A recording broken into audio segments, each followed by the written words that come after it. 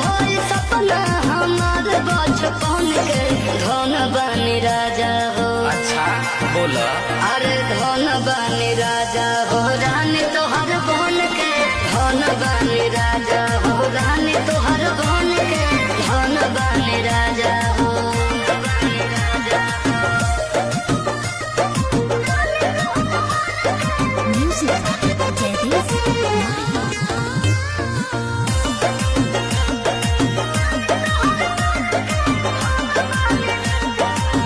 ना चाहे धन राजा ना चाहे कार हो हम रहे तोहर तू रह हमार हो।